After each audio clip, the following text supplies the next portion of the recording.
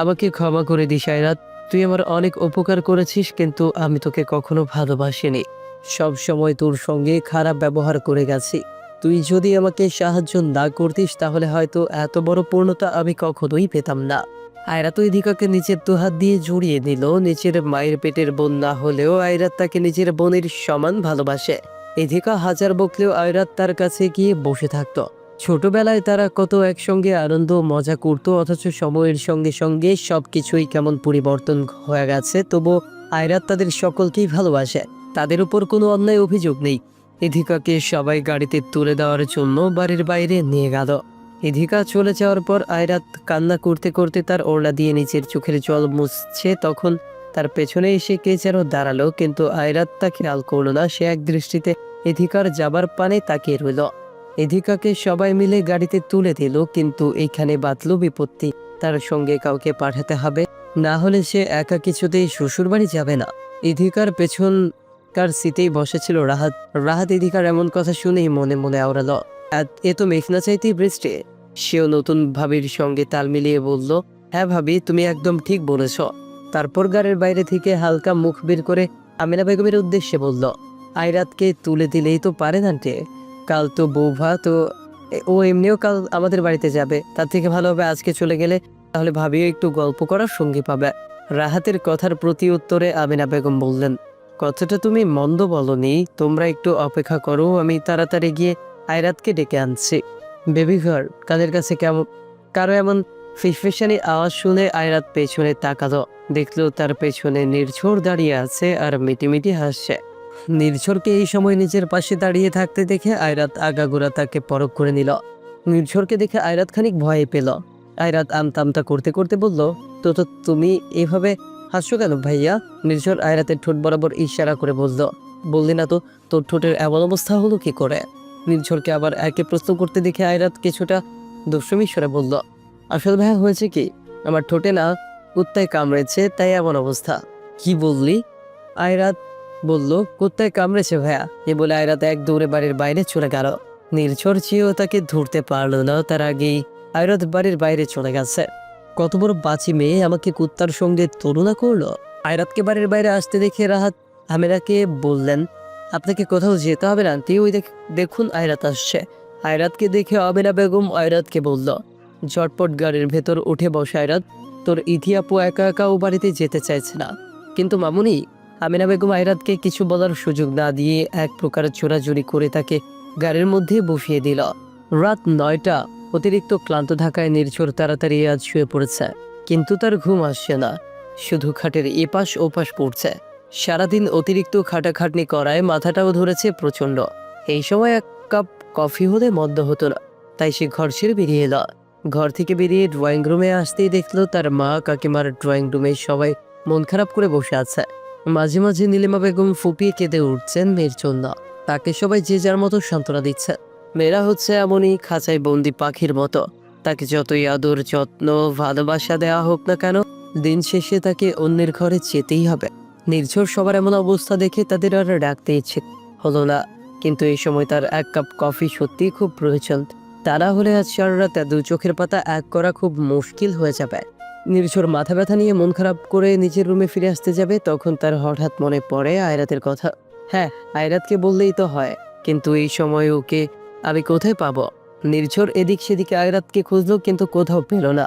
Stupid মহিলা কথাকার, কোথায় যে যায় কোন সময় কাছে পাওয়া যায় না। একবার কাছে পায়ে ঠ্যাং কেটে হাতে ধরিয়ে রাখবো, সবসময় শুধুমাত্র বাচ্চাদের মতো ছুটে বেড়ানো। নির্ঝর নিজের মতো বকবক করছে আর আশেপাশে তাকাচ্ছে, হয়তো আয়রাতকে খুঁজে পাবে এই আশায়। কিন্তু নির্ঝর তো আর জানে না আয়রাত তো ওই বাড়িতেই নেই। তাকে যতই খুঁজুক না কেন এখন আর পাবে না। নির্ঝর আয়রাতকে খুঁজতে খুঁজতে ফাহিমের রুমের পাশ দিয়ে যাওয়ার সময় কিছু মানুষের সুরকুলের আওয়াজ পেয়ে সেখানে দাঁড়িয়ে যায়। মনে হয় আয়রাত এখানে থাকতে পারে, এই ভেবে নির্ঝর সেই রুমের মধ্যে গিয়ে চারপাশে একবার চোখ বোলালো, কিন্তু সেখানেও আয়রাতকে দেখতে পেল না। নির্ঝর রুম থেকে বেরিয়ে আসবে সেই সময় ফাহিম তাকে দেখে বলল, আরে ভাইয়া, তুমি এই সময় আমার রুমে? কোনো দরকার নাকি ভাইয়া? নির্ঝর বলল, দরকার আছে, একটু বাইরে আয়। ফাহিম খাট থেকে নেমে নির্ঝরের সামনে দাঁড়িয়ে বলল, কি দরকার ভাইয়া? নির্ঝর বলল, আয়রাতের সঙ্গে একটু দরকার ছিল। ও কোথায় রে? ওকে তো কোথাও দেখছি না। ও তুমি আয়রাতকে খুঁজছ? কিন্তু আয়রাত তো এখন বাড়িতে নেই। আয়রাত বাড়িতে নেই শুনে নির্ঝরের রাগ আরও বেড়ে গেল। বাড়িতে নেই মানে? কোথায় গেছে ও এত রাতে? আসলে ভাইয়া, ইধিয়া আপুরা ওর শ্বশুর বাড়ি একা যেতে চাইছিল না, তাই ইধিয়া আপু আর ওর দেবরের চোরাচুরিতে বড় মা ওকে ইধিয়া আপুর বাড়ি পাঠিয়ে দিয়েছে। ফাহিমের কথা শেষ হতে না হতে নির্ঝর ফাহিমকে প্রশ্ন করে উঠল, ইধির দেবরটা আবার কে?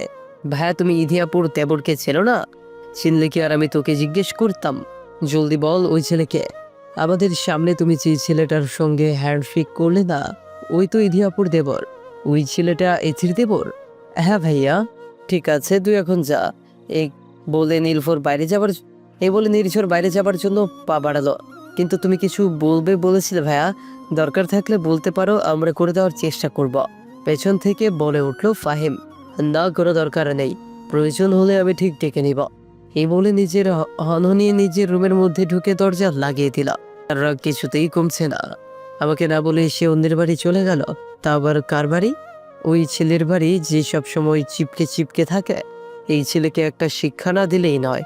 অন্যের বউ নিয়ে টানাটানি আমি বের করছি এবার। Just wait and see. তারপর নির্ঝর বেডসাইড টেবিল থেকে গাড়ির চাবি নিয়ে নিজের রুম থেকে বেরিয়ে গেল। নির্ঝর নিজের রুম থেকে বেরিয়ে আবারও ফাহিমের রুমে গেল। তারপর তার খাটে বসতে বসতে বাহানা করে বলল, তোরা আয়রাতকে না নিয়ে একা একা গল্পগুজব করছিস? নির্ঝরের কথা শুনে জিনিয়া তাৎক্ষণিক উত্তর দিল, কি করব বলুন ভাইয়া, চাইলেও তো এখন আর আয়রাতের সঙ্গে দেখা করতে পারবো না। ও তো আর এই বাড়িতে নেই। কেন পারবে না? ওকে ওই বাড়ি থেকে নিয়ে আসতে গেলেই তো হয়। কিন্তু এত রাতে ওই বাড়িতে যাওয়াটা কি ঠিক হবে? প্রশ্ন করলো লিজা। নির্ঝর বলল, কেন হবে না? তোমরা চাইলেই হবে। তখন ফাহিম বলল, আমরা যেতে পারি, তবে একটা শর্ত আছে। কি শর্ত? আয়রাতকে আনতে তোমাকেও আমাদের সঙ্গে ও বাড়িতে যেতে হবে, তবেই আমরা যাব। নির্ঝর কিছুটা নাখুশ করে বলল, আমি ওখানে গিয়ে কি করব? তোরা গিয়ে নিয়ে আয়। নির্ঝরে না করায় সবাই নির্ঝরকে আরো চেপে ধরে বলল, তুমি না গেলে এত রাতে আমাদের কে নিয়ে যাবে বলো? আমরা তো গাড়ি ড্রাইভ করতে পারবো না। তুমি প্লিজ আমাদের নিয়ে চলো ভাইয়া, প্লিজ। নির্ঝর মনে মনে অনেক খুশি হলো, কিন্তু বাইরে তা প্রকাশ করলো না। সে খানিকটা বিরক্তির সুর টেনে বলল, ঠিক আছে, তোরা যখন বলছিস চল। এই বলে তারা সবাই ইধির শ্বশুরবাড়ি যাওয়ার জন্য গাড়িতে উঠে বসলো। বরের সব কাজিন মিলে খাট সাজাচ্ছে, ফুলসজ্জার খাট। সেখানে আয়রাত ও রাহাত দুজনেই উপস্থিত আছে। তারাও সবার হাতে হাতে সাহায্য করছে। যদিও বাসরের খাট সাজানোর কথা তাদের ছিল না, তবুও সবাই জোর করে এই দায়িত্ব নিজেদের মাথায় নিয়েছে। বিকজ টাকা আদায় করতে হবে। সবাই নিজেদের মতো ফুল দিয়ে বাসর ঘর সাজাতে ব্যস্ত। কিন্তু রাহাত রাহাত সে তো তার অব্যক্ত ভালোবাসা আয়রাতেই বন্দি। সে এক দৃষ্টিতে আয়রাতের পানে তাকিয়ে আছে। সে জানে না এই ভালোবাসার শেষ পরিণতি কি। বিবাহিত তাকে পাওয়া কি আদৌ কখনো সম্ভব? সে জানে না, শুধু জানে এই মেয়েকেই তার লাগবে, সেটা যেভাবেই হোক। আয়রাত কাজ করলেও সে বেশ কয়েকবার খেয়াল করেছে আর হাতের এমন দৃষ্টি। যদিও আয়রাত নিজেও রাহাতের উপর বিরক্ত, কিন্তু তার কোনো উপায় নেই। আয়রাত বেশ কয়েকবার এখান থেকে চলে যেতে চেয়েছিল, কিন্তু রাহাতের সব কাজিনরা মিলে তাকে আটকে দিয়েছে। অবশেষে আয়রাত ব্যর্থ হয়ে তাদের সঙ্গে রয়ে গেছে। কিন্তু আর কতক্ষণ এইভাবে থাকা যায়? আয়রাত আর কোনো উপায় না দেখে সবার উদ্দেশ্যে বলে, আচ্ছা, কাজ তো প্রায় শেষের দিকে, তোমরা বরং বাকিটুকু সেরে নাও। আমার একটু দরকার আছে আপুর সঙ্গে, আমি একটু পরেই চলে আসব। এই বলে আয়রাত সেই রুম থেকে কোনো রকম বাহানা দিয়ে বেরিয়ে এলো। কিন্তু রাহাত সেও আয়রাতের পিছু পিছু রুম থেকে বেরিয়ে এলো। যা বাবা, বাঁচলাম এতক্ষণে, আয়রাত জোরের সঙ্গে শ্বাস ত্যাগ করে বলল। ড্রয়িং রুমে যাওয়ার জন্য একা একা রুমের করিডর ধরে হাঁটছে আয়রাত। হঠাৎ পেছন থেকে কারো গলা খাকারি শব্দ শুনতে পেল। আয়রাত পেছন ফিরে তাকালো, দেখতে পেল রাহাতের উজ্জ্বল মুখশ্রী। রাহাতকে আবার নিজের পিছু পিছু আসতে দেখে আয়রাত নিজেকে খুব রাগান্বিত অনুভব করে মনে মনে বলল, এই ছেলে কি মানুষ? সব সময় কুকুরের মতো পিছু পিছু আসো কেন? আয়রাত কিছু না বলে নিচের মতো হাঁটছে আর মনে মনে রাহাতের 14 গোষ্ঠীর নাম উদ্ধার করছে। যদিও তার 14 গোষ্ঠী কেন, রাদিফা রাহাতের নাম ছাড়া কারোই নাম জানা নেই ওর। আয়রাত চুপচাপ কোনো কথা বলছে না দেখে রাহাত নিজেই নীরবতা ভেঙে বলে উঠল, ভাবি, এখন নতুন বউ, কোনো প্রয়োজন থাকলে তুমি ওকে না বলে আমাকে বলতে পারো আয়রাত। আয়রাত রাহাতের দিকে না তাকিয়ে হাঁটতে হাঁটতে উত্তর দিল, আমার প্রয়োজন আপনাকে দিয়ে কখনোই মিটবে না রাহাত ভাইয়া। কি এমন প্রয়োজন আয়রাত যে আমি পূরণ করতে ব্যর্থ? আছে এমন কিছু যা একমাত্র নির্ঝর ভাই পারে, সেটা অন্য কাউকে দিয়ে পূরণ করা কখনোই সম্ভব নয়। নির্ঝরের কথা উঠতে রাহাত একদম চুপ মেরে গেল। কেন জানি না নির্ঝরকে তার মোটেও সুবিধার মনে হয়নি। সে যে ভেতর থেকে এক আর বাইরে থেকে সম্পূর্ণ আলাদা তা রাহাতের প্রথম সাক্ষাতে বোঝা হয়ে গেছে। এই বেটা একজন চতুর মস্তিষ্কের খেলোয়াড় যাকে বলা চলে। রাহাতকে চুপ করে থাকতে দেখে আয়রা তো আর কিছু না বলে সেখান থেকে চলে আসে। আয়রা ড্রয়িং রুমে এসে দেখলো ড্রয়িং রুম একদম ফাঁকা, সেখানে কেউ নেই। আয়রাত আশেপাশে সব রুমগুলো উকি মেরে দেখলো কিন্তু কোনো রুমে বাড়ির কাউকে দেখতে পেল না। সে আবার মন খারাপ করে বাসর রুমে ফিরে আসার জন্য উদ্যত হলো। আয়রাত একটি রুমের পাশ দিয়ে যাওয়ার সময় মনে হলো রুমের মধ্যে মানুষ ছিল। সে আবার পেছন ফিরে দরজার সামনে গিয়ে দাঁড়ালো। খাটের উপর মাথায় লম্বা ঘুমটা টেনে বসে আছে ইথিকা। ওর পাশে বসে আছে তার শাশুড়ি সহ আরো কয়েকজন আত্মীয় স্বজন। ইথিকার শাশুড়ি মা তার একটি পুরনো দিনের হাতের কাজ করা কাঠের বাক্স এনে রাখলো ইথিকার সামনে। তারপর ইথিকার উদ্দেশ্যে বলল, দেখি মা, তোমার মাথা থেকে এবার ঘোমটাটা সরাও দেখি। তাই বলে তিনি নিজেই ইথিকার কাছে এসে ওর মাথা থেকে ঘোমটাটা সরিয়ে দিলেন। মাথায় ঘোমটা তো পরকে দেখে দিতে হয়, আমরা তোমার নিচের লোক, তাই আমাদের সামনে একদম মাথায় ঘোমটা টেনে বসে থাকবে না, মনে থাকবে? ইথিকা শাশুড়ির কথায় জানিয়ে ছোট্ট করে হ্যাঁ সূচক মাথা নাড়ে, মনে থাকবে মা। ইথিকার শাশুড়ি মা কাঠের বাক্সটি খুললো, তারপরে সেখান থেকে কিছু গয়না বের করে ইথিকাকে পরিয়ে দিতে দিতে বলল, এগুলো আমার দাদি শাশুড়ির গয়না। আমি যখন নতুন বউ হয়ে এসেছিলাম এই বাড়িতে তখন তিনি এগুলো আমাকে দিয়েছিলেন আর বলেছিলেন এগুলোর অমর্যাদা যেন না করি।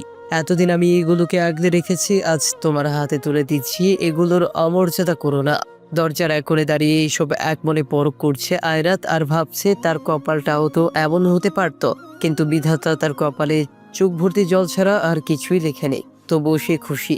আয়রাত দরজার বাইরে দাঁড়িয়ে থেকেই ইথিকার শাশুড়ি মার উদ্দেশ্যে বলল, ভেতরে আসবো আন্টি? ওমা আয়রাত, তুমি কখন এলে? বাইরে দাঁড়িয়ে আছো কেন? এসো এসো, ভেতরে এসো। এই বলেই তিনি বর্ষা ছেড়ে উঠে গিয়ে আয়রাতকে এনে বসালেন ইথিকার পাশে। রাত 11টা।